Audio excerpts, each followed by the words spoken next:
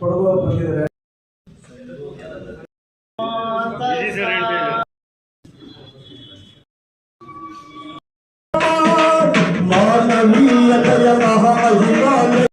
ಸಮುದಾಯಗಳು ಎಲ್ಲಿವರೆಗೂ ಆಗಲ್ವೋ ಅಲ್ಲಿವರೆಗೂ ನಾವು ಬೀದರ್ ಅವರು ಸ್ವಾಗತವನ್ನು ಹೇಳಬೇಕು.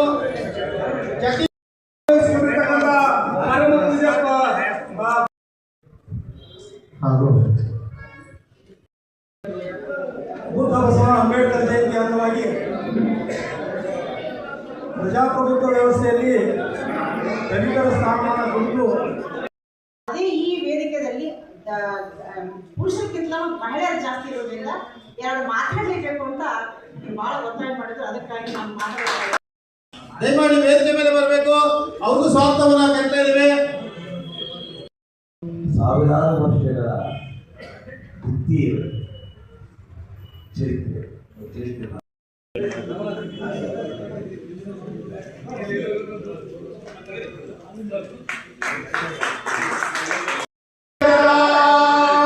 ಹೆಜ್ಜೆ ಹೆಜ್ಜೆಗೂ ಚುಚ್ಚುಳಗೊಳ್ಳು ದಲಿತರ ಹಾದಿ ಬರಿಕಲ್ಲು ದಲಿತರ ಹಾದಿ. ಜೈ ಭೀಮ್, ಜೈ ಭೀಮ್, ಜೈ ಭೀಮ್, ಜೈ ಭೀಮ್, ಜೈ ಜೈ ಜೈ ಭೀಮ್, ಜೈ ಜೈ ಭೀಮ್. ಹೋರಾಟಗಾರರಾಗಲಿ ಕಾರ್ಯಕರ್ತರಾಗಲಿ ಅಥವಾ ನೀವೇನಂತೀರೋ ಅವರು ಇವತ್ತು ಹೋರಾಟಗಾರರಾಗಿ ಉಳಿದಿಲ್ಲ, ನಾಯಕರಾಗಿ ಉಳಿದಿಲ್ಲ. ಈ ಸತ್ಯ ನಾವು ಅರ್ಥ ಮಾಡ್ತೀವಿ.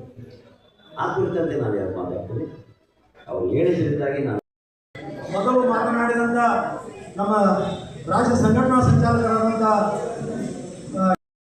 ರಾಜ್ಯ ಸಮಿತಿ ಸದಸ್ಯರು ತುಮಕೂರು ರಾಮಣ್ಣ ಅವರಿಗೆ ಸ್ವಾಗತವನ್ನು ಕರಿತೀವಿ.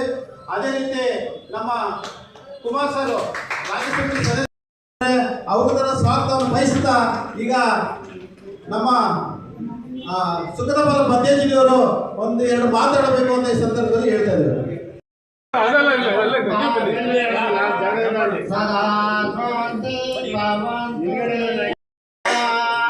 ಸಾಧು ಅಂತ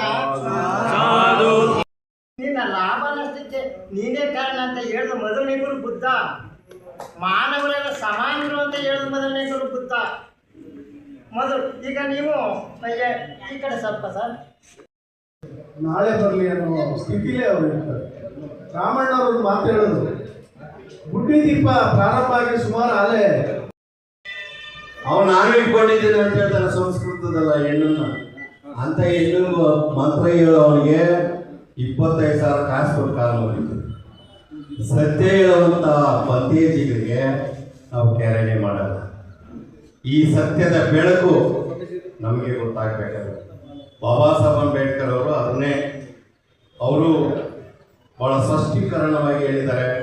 ಈ ದೇಶದಲ್ಲಿ ನಡೆದಿರೋದು ರಾಜ್ಯ ಪದಾಧಿಕಾರಿಗಳು, ಮೂಲೆ ಮೂಲೆಗಳಿಂದ ಬಂದಿರತಕ್ಕಂಥ ಜಿಲ್ಲಾ ಸಂಚಾಲಕರು, ತಾಲೂಕು ಸಂಚಾಲಕರು, ಹೋಬಳಿ ಎಲ್ಲ ಕಾರ್ಯಕರ್ತರಿಗೆ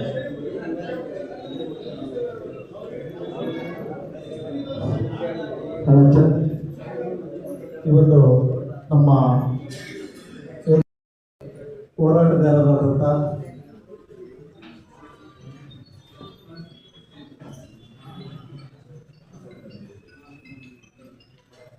ಸಾಹಿತಿಗಳು ಹಾಗೂ ಲೇಖಕರಾದಂಥ ಕೋಡಿಗನಹಳ್ಳಿ ರಾಮಯ್ಯ ಅವರು ಬಂದಿದ್ದಾರೆ. ಅವರಿಗೆ ನಿಮ್ಮ ಸ್ವಾಗತವನ್ನು ಕೋರ್ತಾ ಇದ್ದೀನಿ. ಪ್ರಜಾತಾತ್ಮಕ ಉಳಿವಿಗಾಗಿ ದಲಿತರ ಸ್ಥಾನಮಾನಗಳ ಬಗ್ಗೆ ಇವತ್ತು ಬೆಂಗಳೂರಿನಲ್ಲಿ ಕರ್ನಾಟಕ ರಾಜ್ಯ ದಲಿತ ಸಂಘರ್ಷ ಸಮಿತಿ ಆಯೋಜನೆ ಮಾಡಿತ್ತು.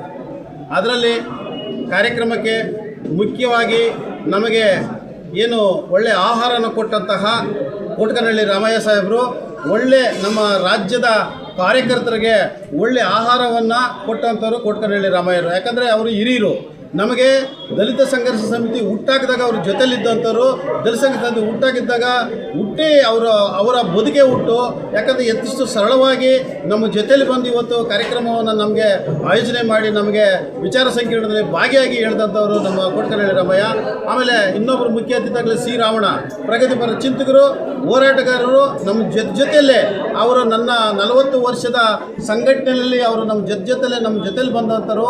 ಇವತ್ತು ಒಳ್ಳೆ ವಿಚಾರವನ್ನು ಕೊಟ್ಟಂಥ ನಮ್ಮ ಸಿ ರಾವಣ ಮತ್ತು ನಮ್ಮ ರಾಜ್ಯ ಸಂಚಾಲಕರಾದಂತಹ ಶ್ಯಾಮ್ ಘಾಟ್ಗೆ ಸರ್ ಅವರು ಈ ಕಾರ್ಯಕ್ರಮಕ್ಕೆ ಪೂರ್ತಿ ನಮ್ಮ ಜೊತೆಯಲ್ಲಿ ಓಡಾಡಿ ರಾಜ್ಯ ಸಂಘಟನಾ ಸಂಚಾಲಕರುಗಳು ಆದಂತಹ ಪ್ರಕಾಶ್ ಕೆಲ್ಲೂರು, ಪ್ರಭುಲಿಂಗು ಮೇಘಲಮನೆ, ಶೋಭಾ ಕಟ್ಟಿಮನಿ, ಕೆಂಪಣ್ಣ ಸಾಧ್ಯ ಇವರೆಲ್ಲ ಒಳಗೊಂಡಂತೆ ರಾಜ್ಯದ ಮೂಲೆ ಮೂಲೆಯಿಂದ ದಲಿತ ಸಂಘರ್ಷ ಸಮಿತಿಯ ಕಾರ್ಯಕರ್ತರು ಬಂದು ಇವತ್ತು ಬೆಂಗಳೂರು ಗಾಂಧಿ ಭವನದಲ್ಲಿ ನಡೆಸ್ಕೊಟ್ಟಿದ್ದಾರೆ ಅಂತ ಈ ಸಂದರ್ಭದಲ್ಲಿ ಹೇಳ್ತಾ, ಮುಂದಿನ ದಿನಗಳಲ್ಲಿ ನಾವು ಇನ್ನೂ ಸಂಘಟನೆಯನ್ನು ಗಟ್ಟಿ ಮಾಡಿ ಈ ಸಮುದಾಯಕ್ಕೆ ಏನಾದರೂ ಕೆಲಸ ಮಾಡಬೇಕಂದ್ರೆ ಸರ್ಕಾರಗಳ ವಿರುದ್ಧ ಹೋರಾಟದ ಮೂಲಕ ನಾವು ಹೋರಾಟ ಮಾಡಿ ನಮ್ಮ ಸಮುದಾಯಕ್ಕೆ ನಾವು ನ್ಯಾಯ ಕೊಡಿಸ್ಬೇಕಂತ ಕೆಲಸ ಮಾಡ್ತೇವೆ. ಯಾಕಂದರೆ ಕೋಟ್ಕನಹಳ್ಳಿ ರಾಮಯ್ಯರು, ನಾನು ವೋಟ್ ಪವರ್ ಇರೋರಿಗೆ ನಾವು ಯಾರಿಗೂ ತಗೊಳಲ್ಲ, ನಾವು ಸಣ್ಣ ಹುಡುಗರನ್ನ ನಾವು ತಗೊತೀವಿ, ಅವ್ರನ್ನ ನಾವು ಎಬ್ಬರಿಸ್ತೀವಿ, ಸಂಘಟನೆ ಕಟ್ತೀವಿ.